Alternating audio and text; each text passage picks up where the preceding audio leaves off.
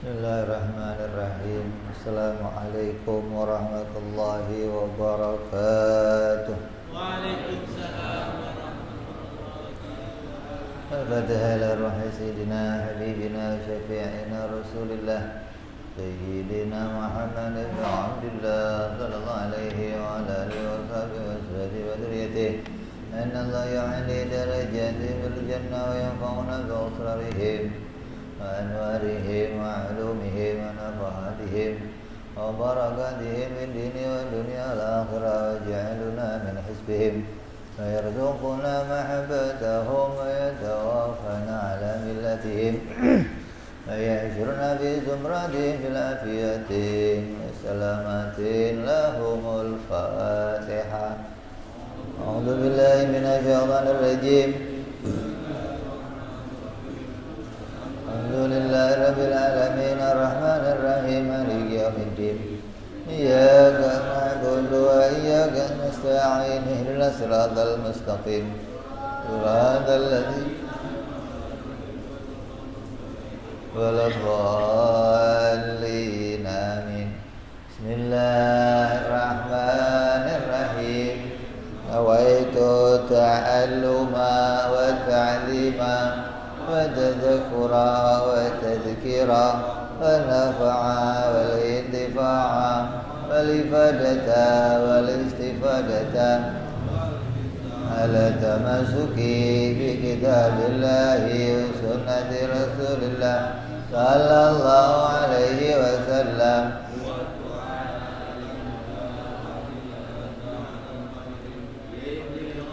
مرضاته وقربه وثوابه وحسن الخاتمة مع اللطف والعافية صلاح العاقبة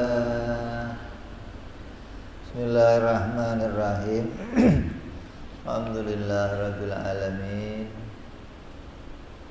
الصلاة والسلام على أشرف الأنبياء والمرسلين سيدنا وحبيبنا وشفيعنا ومولانا محمد وعلى آله وصحبه أجمعين أما بعد قال مصنف الكتاب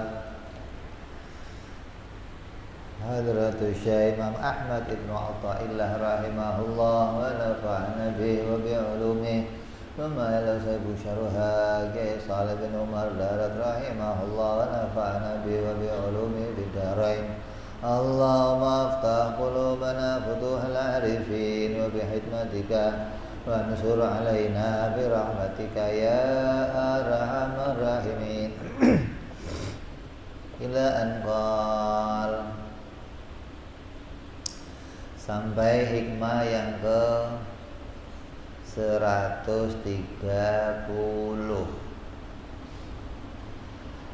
Berkata Imam Ahmad Ibnu Athaillah, mata alamaka adamu ibalin nasi alaika au tawajjuhuhum bidhammin ilaika farji' ila ilmillahi fika fa in kana la yukhni'uka ilmuhu wa musibatuka bi adami qana'atika bi ilmihi asyaddu min musibatika bi wujudil adha minhum. Artinya ketika engkau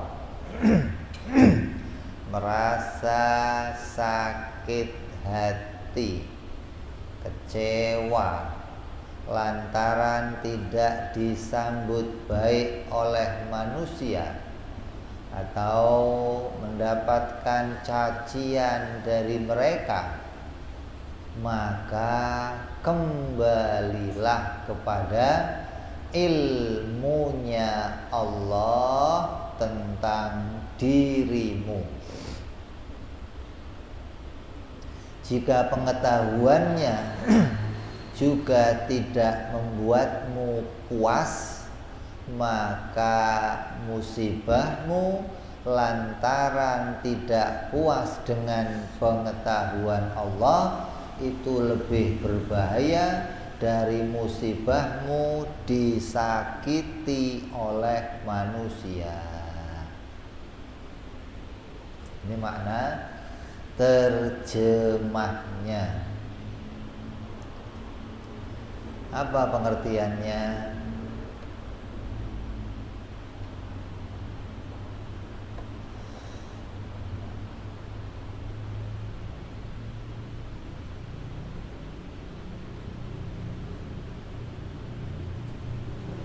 Ketika engkau bersedih karena tidak mendapatkan sambutan dari masyarakat, manusia enggak menyambutmu, manusia enggak melirikmu, manusia tidak menyukaimu dengan baik, atau bahkan mereka mencelamu, menyakitimu, maka seharusnya engkau kembali kepada Allah Subhanahu wa ta'ala. Maksudnya semestinya yang terpenting bagi seorang hamba adalah bagaimana pandangan Allah pada dirinya, bukan pandangan manusia. Dan seharusnya seorang hamba tidak gembira kecuali menyaksikan bahwa Allah memandangnya dengan pandangan kasih sayang, dan dia akan sangat bersedih apabila dirinya tidak dipandang oleh Allah dengan pandangan kasih sayang. Tapi terkadang nggak demikian. Manusia lebih memilih dipandang oleh masyarakat daripada dipandang oleh Allah. Kamu sholatnya untuk siapa? Untuk Allah. Mestinya yang cukup melihat sholat kamu siapa? Allah. Karena tujuannya oleh Allah, untuk Allah, maka ketika sholat kamu itu dipandang oleh Allah, dilihat oleh Allah, diketahui oleh Allah, seharusnya kamu merasa cukup dan bahagia. Tapi enggak cukup, kadang bareng sama selfie. Kenapa? Biar dipandang manusia, itu loh. Jadi ada orang tidak merasa cukup dilihat oleh Allah. Allah ngeliatin, Allah menilai, Allah tahu, baginya enggak cukup lah, Allah doang yang tahu, memang enggak seru. Biar seru, masyarakat juga harus tahu. Jadi kadang-kadang tahajud di live streaming tahajud bersama. Apa tujuannya? Pingin mendapatkan sambutan baik dari manusia.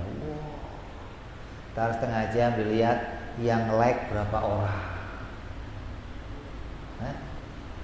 dilihat lagi yang komen berapa orang. Ketika ada yang komen, ada yang like, seneng luar biasa. Dia nggak mikirin komennya Allah, nggak mikirin pandangan Allah, nggak mikirin nilainya malaikat, enggak. Gimana manusia menilai saya? Kalau manusia kok nilainya baik, wah bahagianya luar biasa. Begitu manusia Nggak ada yang like, nggak ada yang komen, sedih,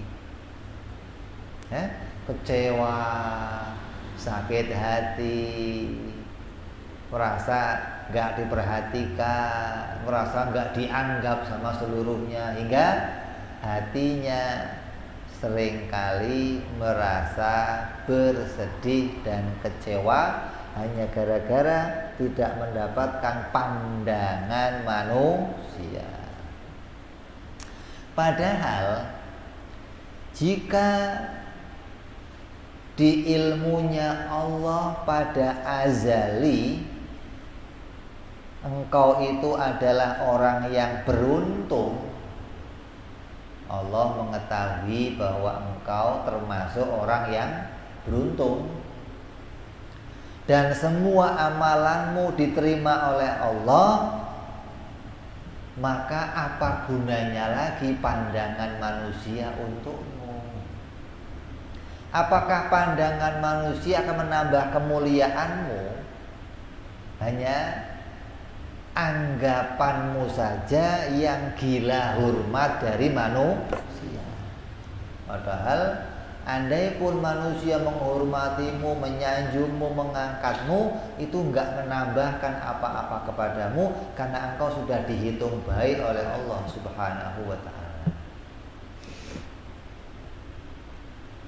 Begitupun apabila di ilmunya Allah pada azali engkau adalah orang yang celaka, lantas engkau berbahagia gembira lantaran manusia menyambutmu, menghormatimu, apa gunanya itu nanti di akhirat?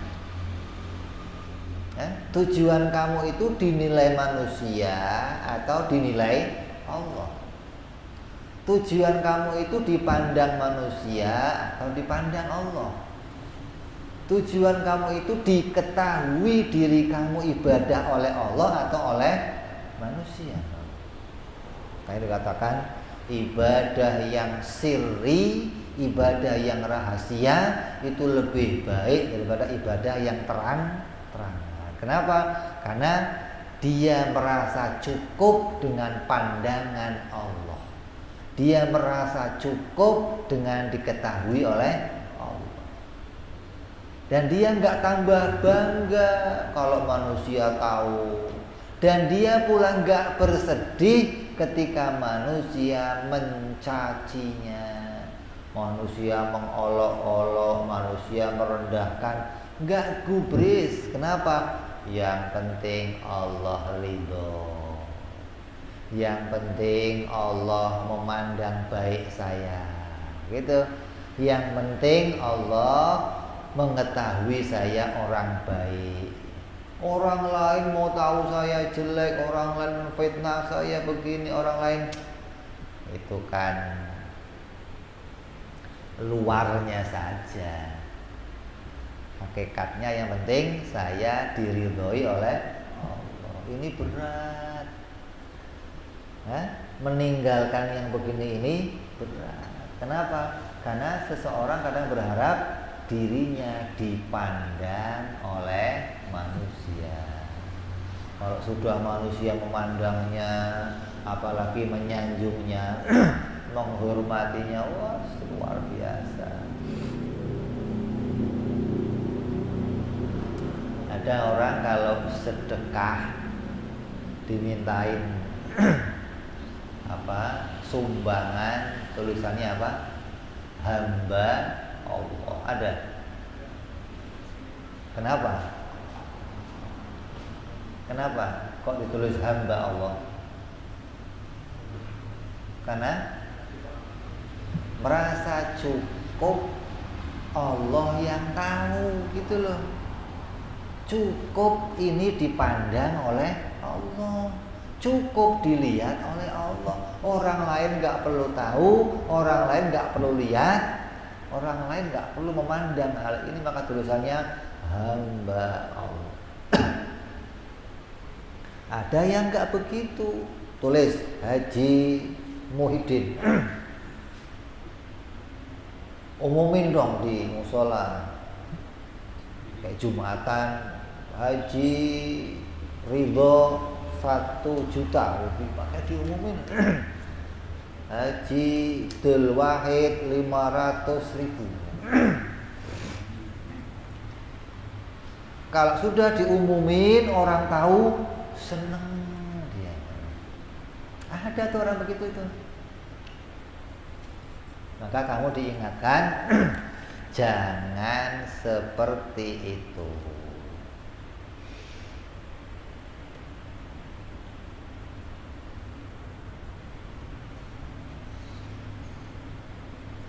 Terus apa tandanya? Apa tandanya kalau kamu itu dipandang baik oleh Allah? Apa tandanya kalau kamu itu sedang dilihat baik oleh Allah?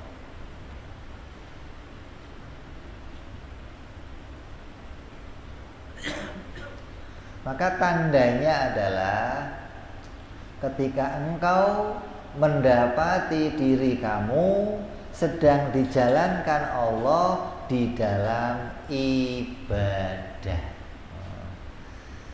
Kalau kamu kok bisa ngelakuin aktivitas ibadah, maka yakinlah kamu sedang dalam pandangan baiknya Allah. Kamu sedang diketahui Allah menjadi orang yang baik. Kamu sedang dalam keridhaan Allah. Ridho Allah itu yang bagaimana?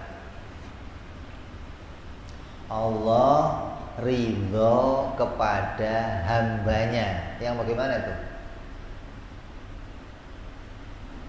Ada kan hamba ridho kepada Tuhannya.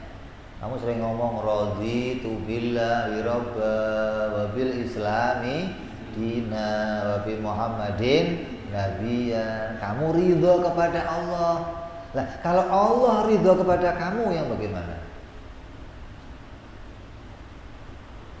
Allah ridho kepada kita, maknanya Allah menjalankan kita sesuai perintahnya. Kalau kamu sedang melihat keadaan kamu dijalankan Allah dalam perintahnya, berarti kamu sedang berada dalam keridhaan Allah. Duduk di majelis taklim, mau ngaji, mau mendengarkan nasihat, itu berarti kamu sedang berada dalam keridhaannya Allah. Kamu dijalankan Allah ke majelis taklim, dijadikan mendengarkan pengajian, itu berarti kamu ditulis jadi orang baik oleh Allah. Gitu. Dijalankan mau puasa, dijalankan mau hadir maulid, dijalankan mau hadir ke pengajian, tabligh akbar, berarti kamu sedang dijalankan dalam kebaikan, atau kamu sedang berada dalam keridhaan Allah.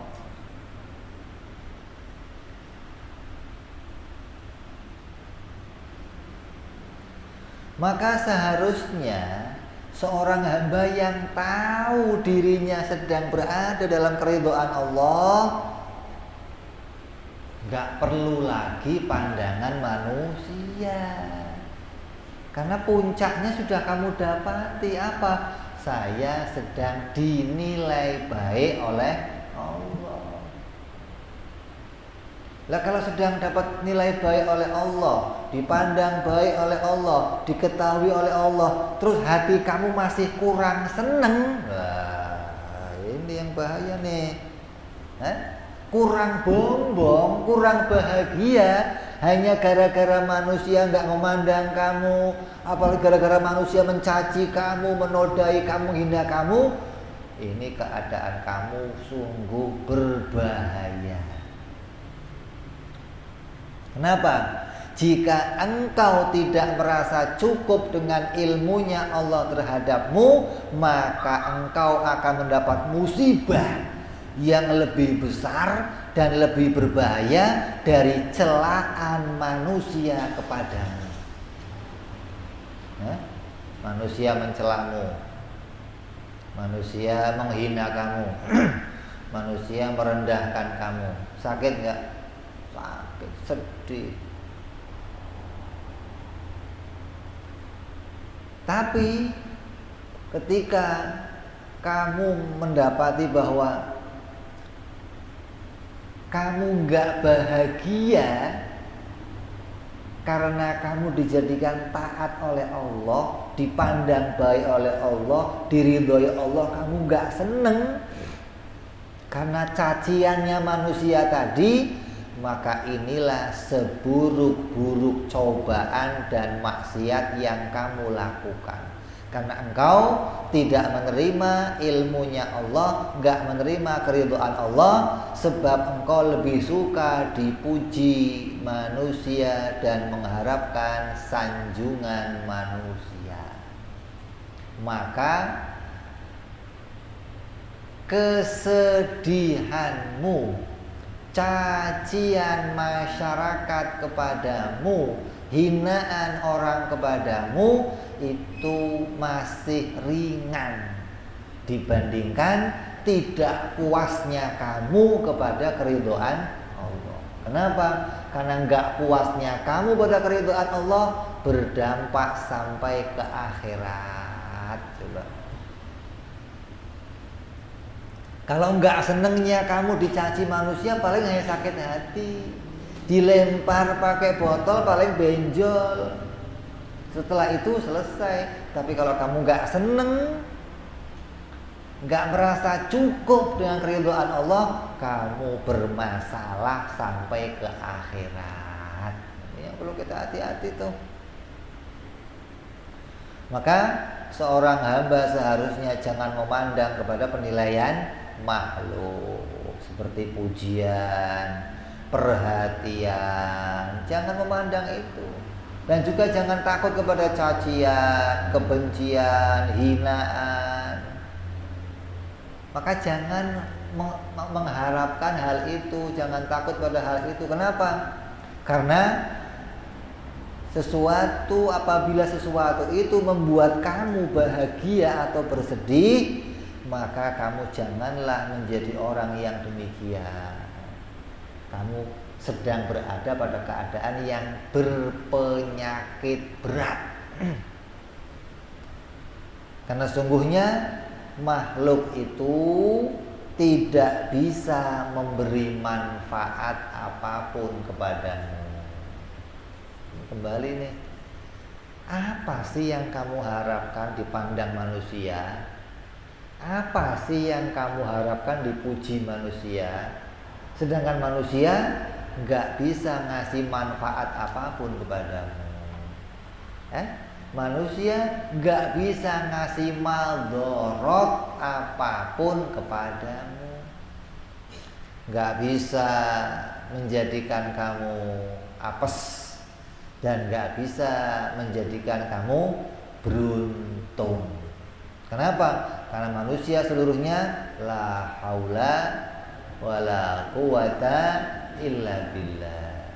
Kalau kamu sudah tahu itu, maka seharusnya kamu tidak demikian. Jadi kembali, kalau kamu mengharapkan manfaat dari makhluk, pujian makhluk, takut pada cacian makhluk, hinaan makhluk, maka kembalilah, sungguhnya makhluk itu nggak bisa memberikan manfaat dan nggak bisa memberikan madorot, kecuali manfaat dan madorot itu ditetapkan oleh Allah Subhanahu wa ta'ala.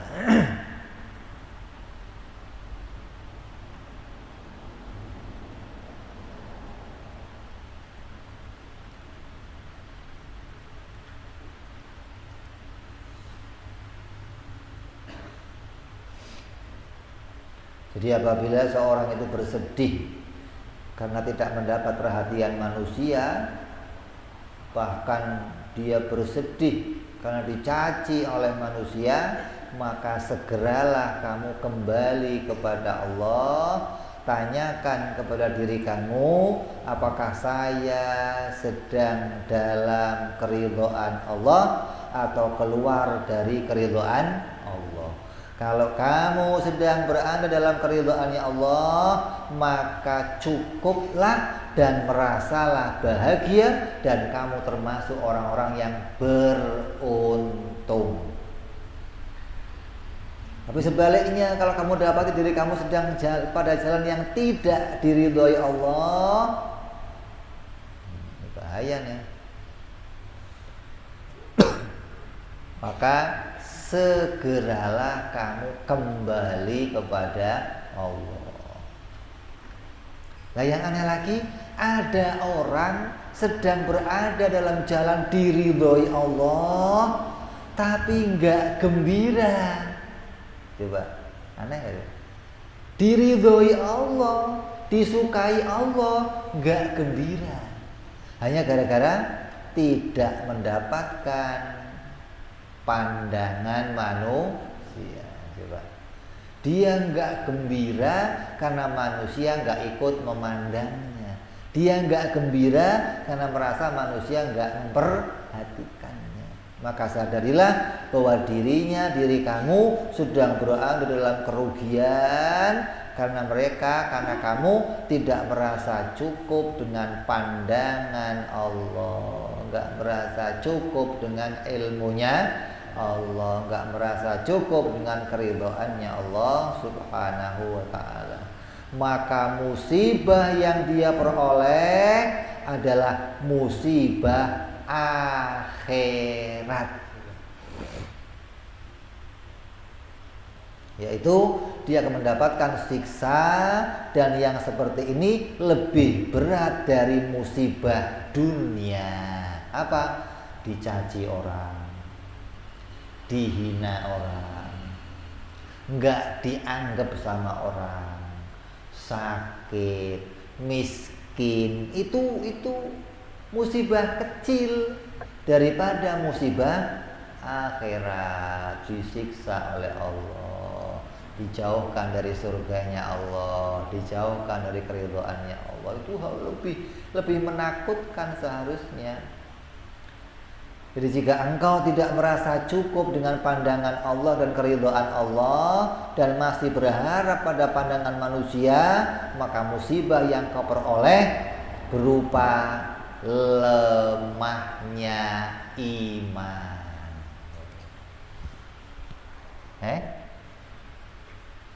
Dibikin sholat, dibikin puasa, bisa tahajud, bisa duha, bisa sedekah. Ini sudah orang baik dan dalam keridhaan, tapi kok nggak seneng gara-gara nggak diketahui orang, nggak dilihat orang, berarti iman kamu bermasalah. Apa masalahnya? Lemah syahwat, bukan, lemah iman, hingga kamu tidak menganggap keridhaan Allah itu membahagiakan, nggak menganggap ilmunya Allah itu membahagiakan, nggak menganggap pandangan Allah itu menggembirakan. Tapi kalau ada orang yang like, komen, bahagianya ya Allah, asal tiap sejam dilihat lagi, nambah 2 yang like, 2 jam lagi, nambah 5 sekarang. Komen, tolong dong di share biar tambah banyak yang like.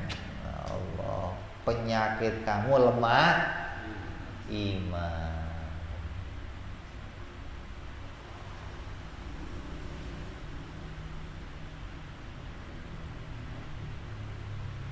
Dan penyakit ini lebih buruk dari musibah cacian dan hinaan manusia.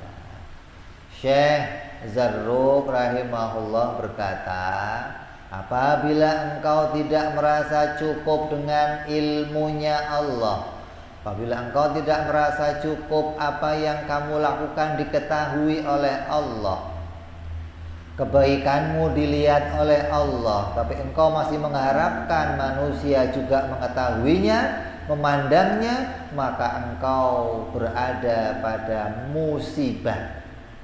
Kenapa? Karena mengharapkan pandangan makhluk. Maka Allah akan melepaskan segala urusanmu kepada makhluk dan engkau sedang dalam musibah besar. Allah itu gak mau dimadu. Istri kamu mau? Enggak juga. Hah?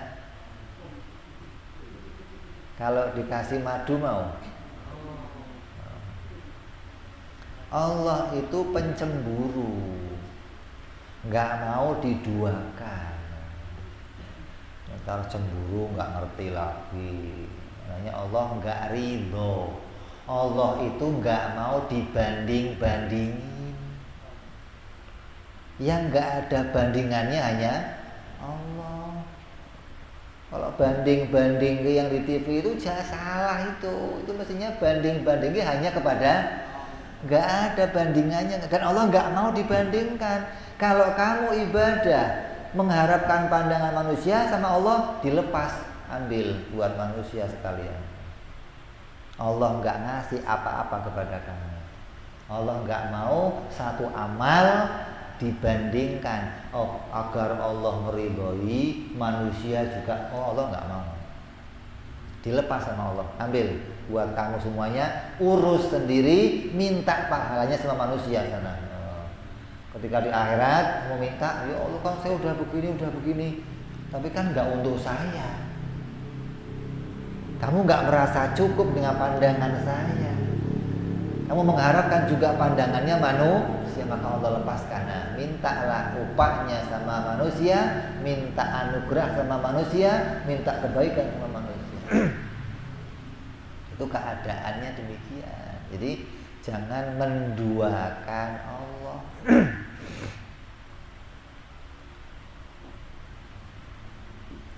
Maka orang yang tidak merasa cukup dengan ilmunya Allah akan mendapatkan 3 hal. Hati-hati nih. Seseorang yang tidak merasa cukup dengan dipandang Allah, tidak merasa cukup dengan keridhaan Allah, akan mendapatkan 3 hal.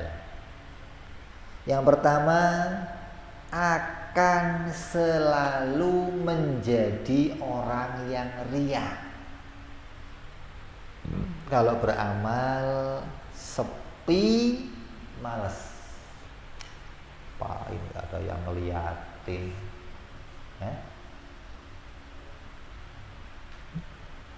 masjid masih sepi, ya diem dia. Begitu udah ada orang, mulai sholat, muaji,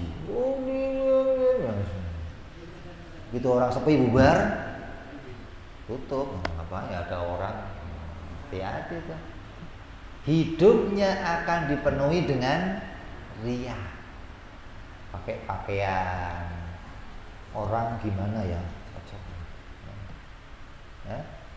pakai kerjaan. Kamu kok nggak kerja ini?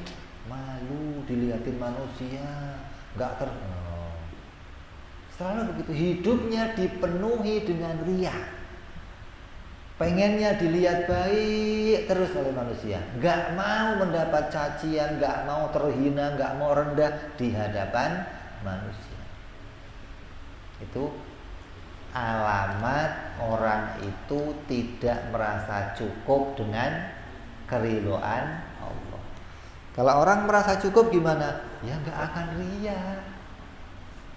Pakai baju ya dipakai, bersih nggak bersih, syariat cukup memenuhi syarat untuk sholat, sudah pakai.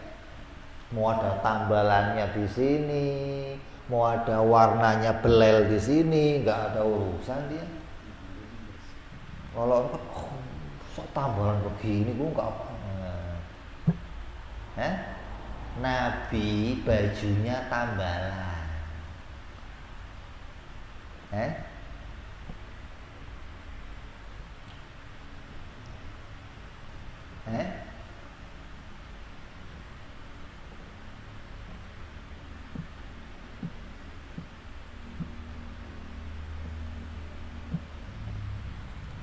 Jadi orang yang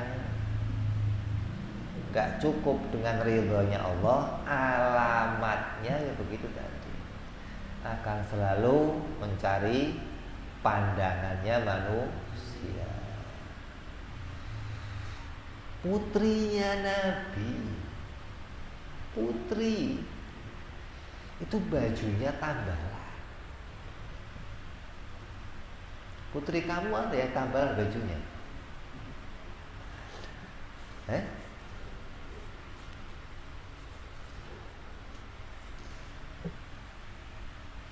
Jadi diingatkan kita di sini jangan merasa tidak senang dengan keridhaan Allah. Harus kamu merasa cukup dan bahagia, gembira ketika hal itu sedang berada dalam keridhaan Allah Subhanahu wa taala.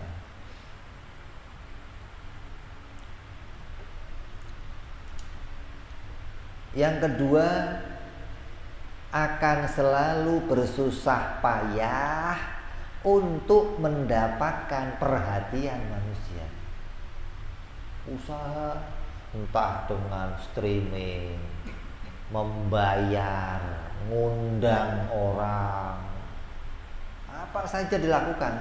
Yang penting orang bisa memandang dia. Yang penting orang bisa melihat dia, orang bisa menghargai dia. Gimana orang nggak mencaci dia? Masalah orang yang nggak seneng, apapun dikerjakan, yang penting dipandang baik, dipandang mulia, dipandang hebat. Itu upahanya begitu. Duduk maunya di atas, nggak mau di bawah. Asal ada acara hajatan, ada acara apa, tampil. Gimana cari perhatiannya manusia. Nah, orang-orang dulu nggak ada, khumul, mereka tersembunyi. Kalau sudah hadir acara di belakang, ya di belakang, nggak mau ke depan, nggak mau. Nggak ada pandangan manusia diharapkan, nggak. Yang penting Allah tahu saya datang ridho. Hadir haul, dia di belakang, datang, nggak mau cukup depan, belakangan datangnya. Misi, Habib lewat, mulai ke depan, maju. Kecuali kamu tokoh masyarakat, ditunggu di acara, beda. Nah kalau kita bukan siapa-siapa ditunggu, enggak, bayar orang, kawal, buka jalan. Orang lihat itu siapa? Oh Pak Haji Anu, Masya Allah, seneng dia. Orang lihat beda. Jadi ada penyakit yang begitu ada. Maka ini penyakit yang berat kata ulama. Kamu dapat musibah, yang musibah kamu rupanya apa? Lemah iman. Dan itu berdampak sampai ke akhirat nanti. Jadi bersihkan yang demikian, rubah keadaan yang demikian. Jadilah orang yang humul, jadilah orang yang tersembunyi, jadilah orang yang cukup dengan keridhaan Allah.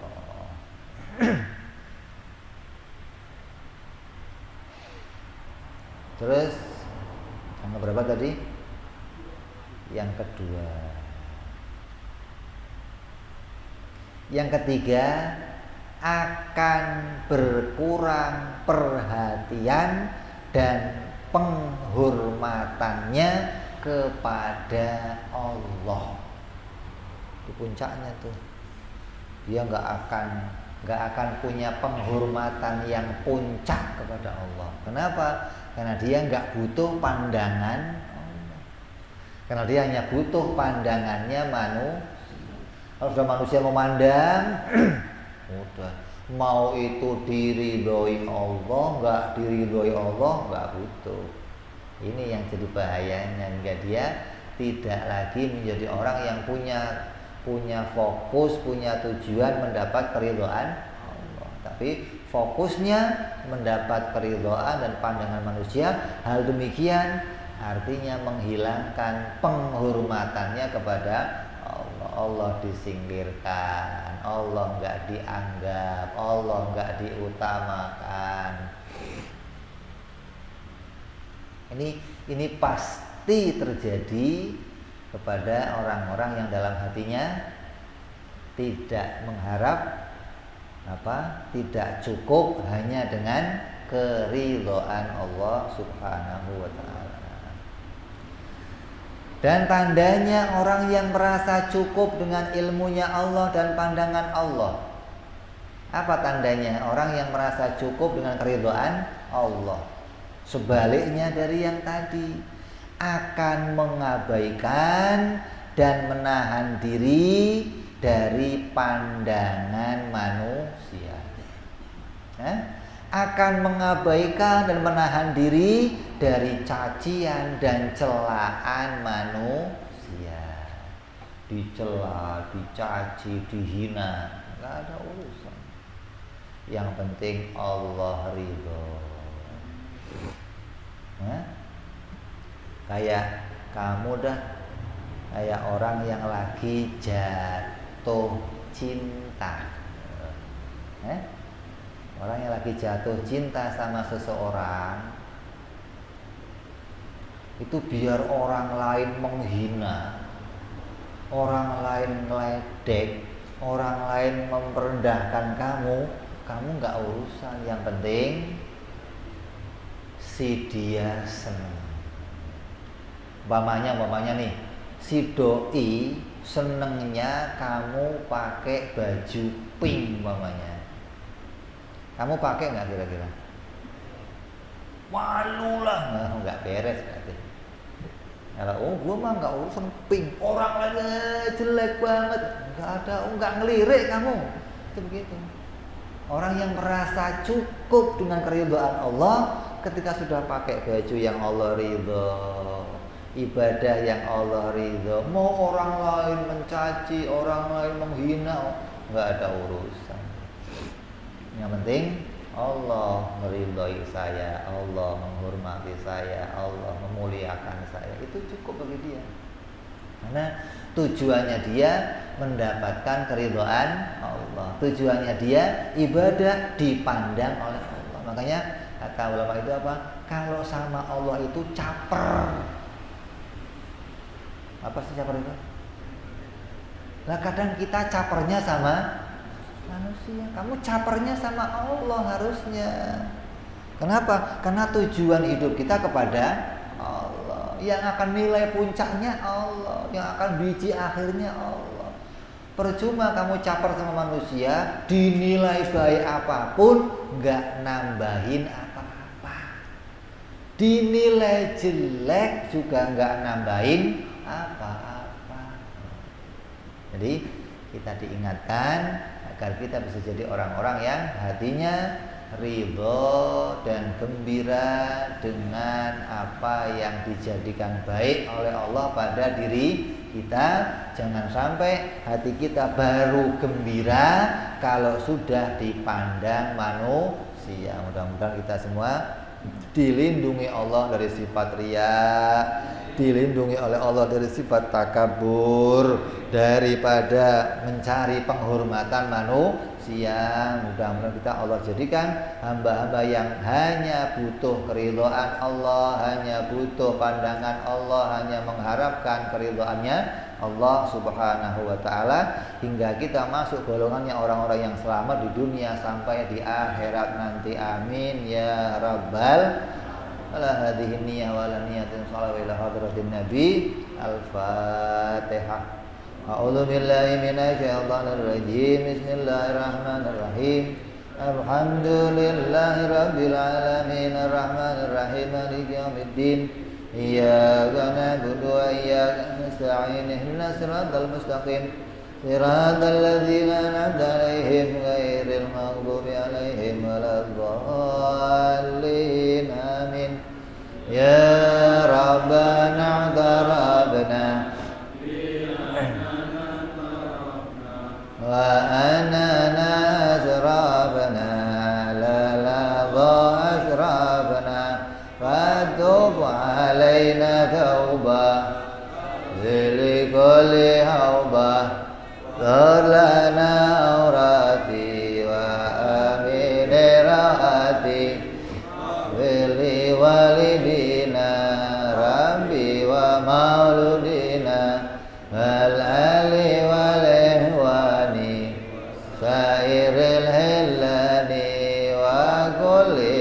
محبة أو جيرة أو صحبة والمسلمين أجمعين ربي اسمع فضلا وجودا منا لا باكتساب منا بالمصطفى رسولنا بكل سولي صلى وسلم ربي عليه عند الحب وآله وصحبه عدد طاسي صحبي والحمد لله بالبدء والتناهي سبحان ربك رب العزة عما يصفون سلام على المرسلين والحمد لله رب العالمين. Assalamualaikum warahmatullahi wabarakatuh.